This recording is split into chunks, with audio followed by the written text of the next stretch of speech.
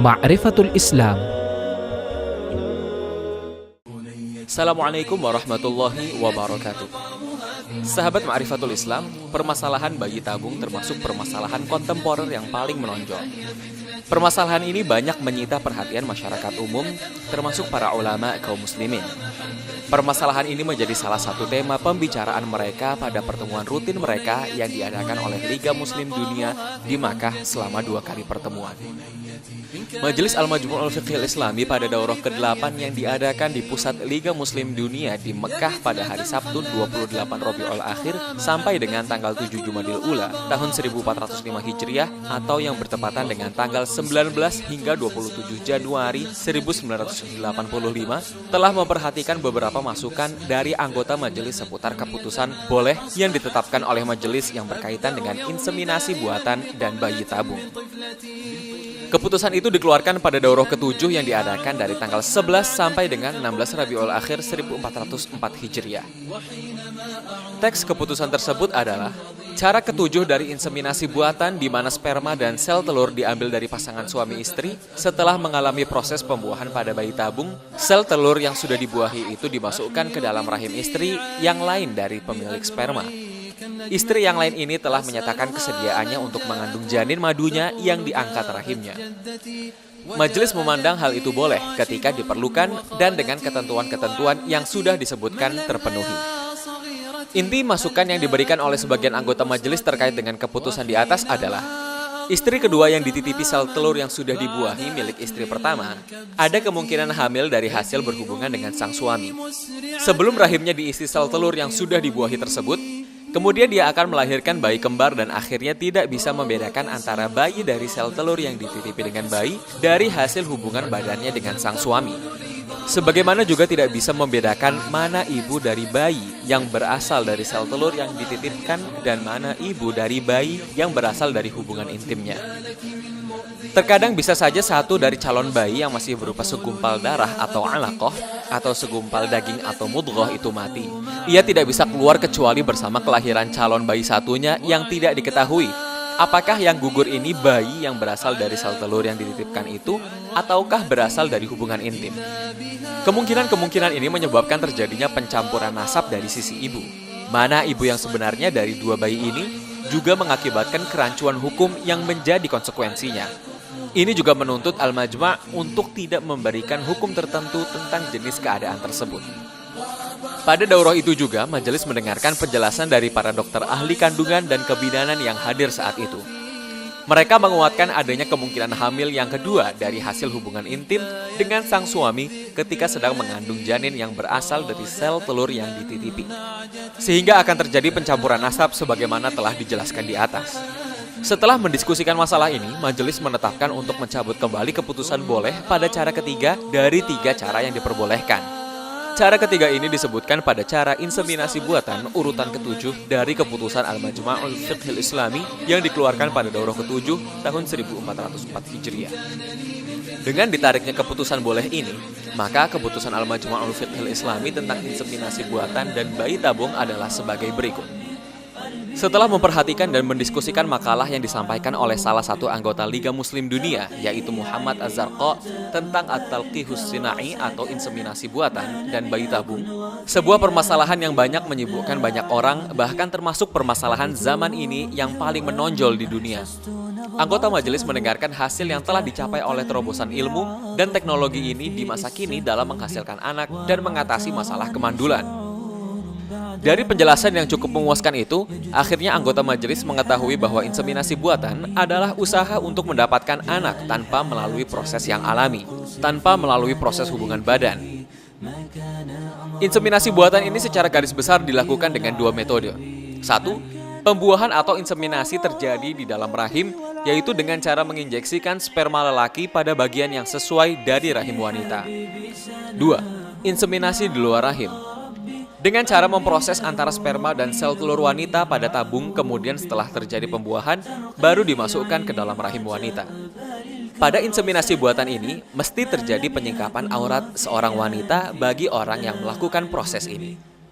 Dari materi yang disampaikan oleh panelis dan dari diskusi, Anggota majelis dapat mengetahui bahwa cara-cara yang ditempuh untuk melakukan inseminasi buatan ini, baik inseminasi yang terjadi di dalam rahim ataupun yang di luar rahim itu ada 7 cara, sesuai dengan keadaan yang berbeda-beda.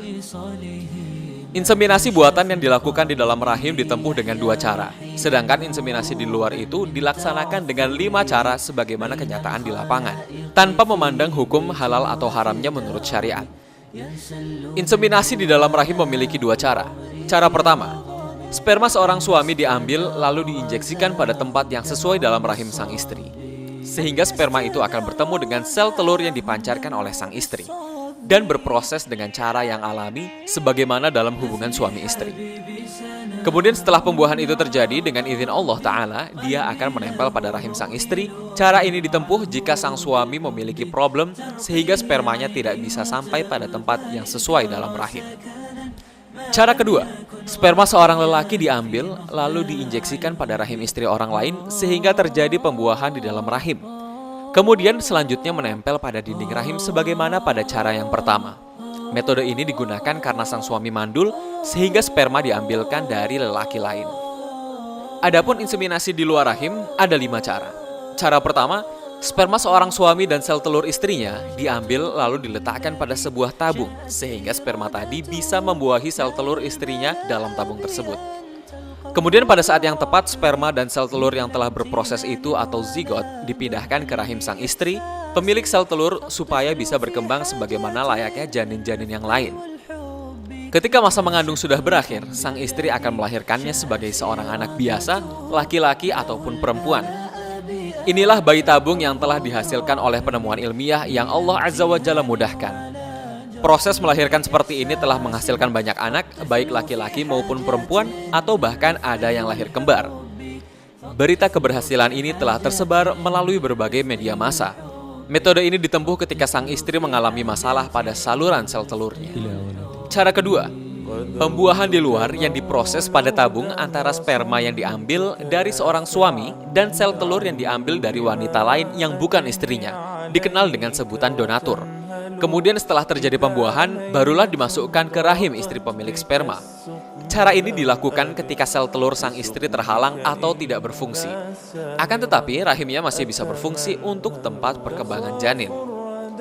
Cara ketiga, pembuahan di luar yang diproses pada tabung-tabung antara sperma laki-laki dan sel telur dari wanita bukan suami istri. Kemudian setelah pembuahan terjadi, baru ditanam pada rahim wanita yang sudah berkeluarga.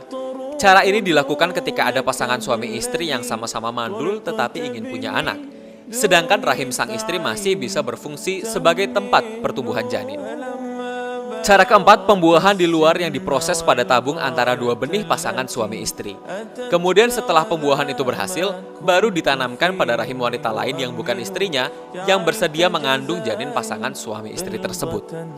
Cara ini dilakukan ketika sang istri tidak mampu mengandung karena ada kelainan pada rahimnya, sementara organnya masih mampu memproduksi sel telur dengan baik. Cara ini juga ditempuh ketika sang istri tidak mau hamil dengan berbagai alasan, maka dia meminta atau menyewa wanita lain untuk mengandung bayinya.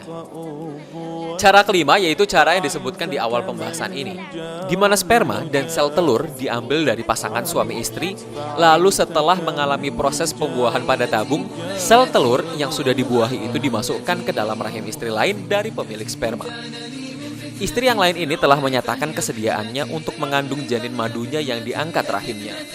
Inilah cara-cara inseminasi buatan yang diterapkan untuk mengatasi berbagai permasalahan terkait dengan proses kehamilan.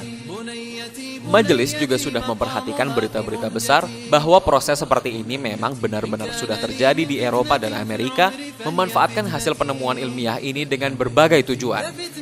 Di antara tujuan itu adalah tujuan bisnis, ada juga untuk tujuan yang mereka sebut dengan usaha memperbaiki keturunan manusia.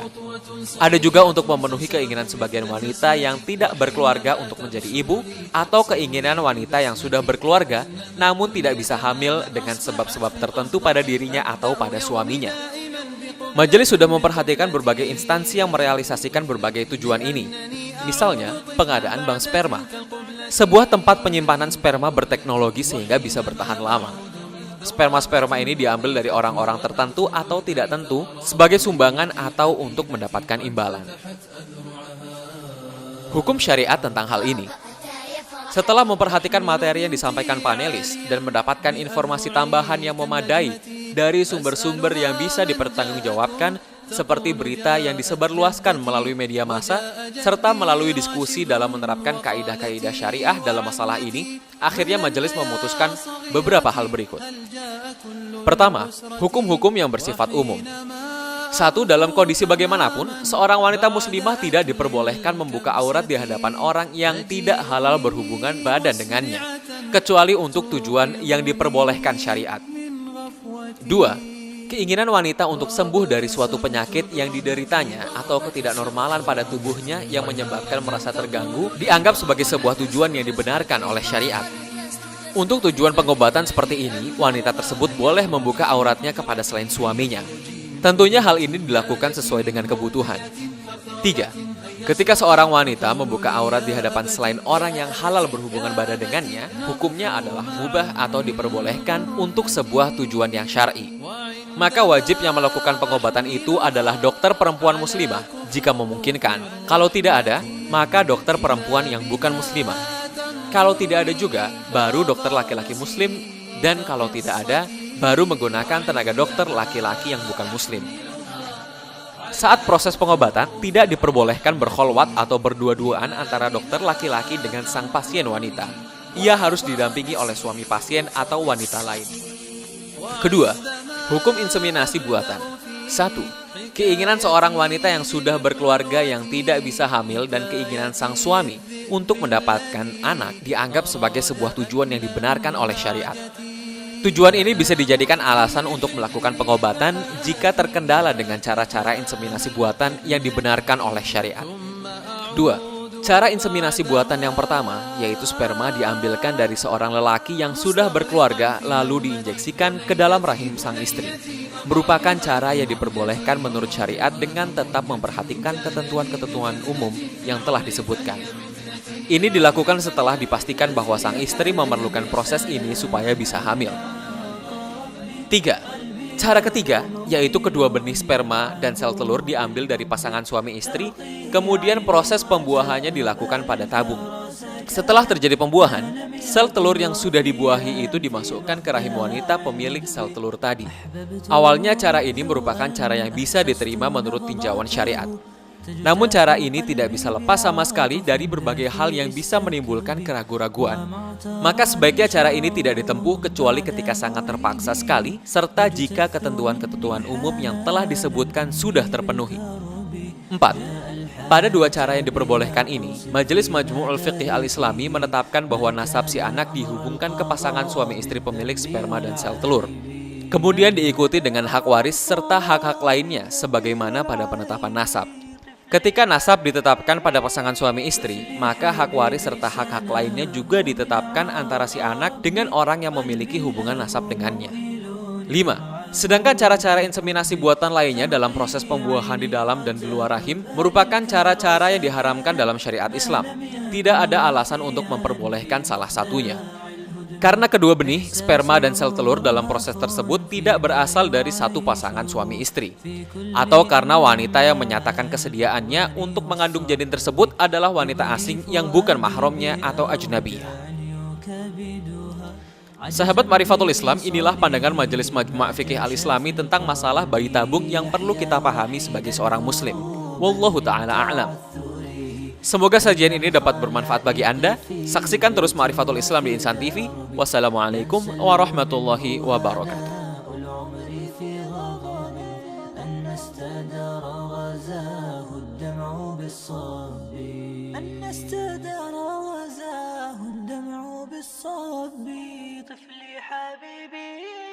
طفلي حبيبي سناه من عطا ربي قلبي له موئل يرعاه بالحب ترقيه عيني وتأبى للكرى سكنا ما لم يكن غافيا في مخداع الهدب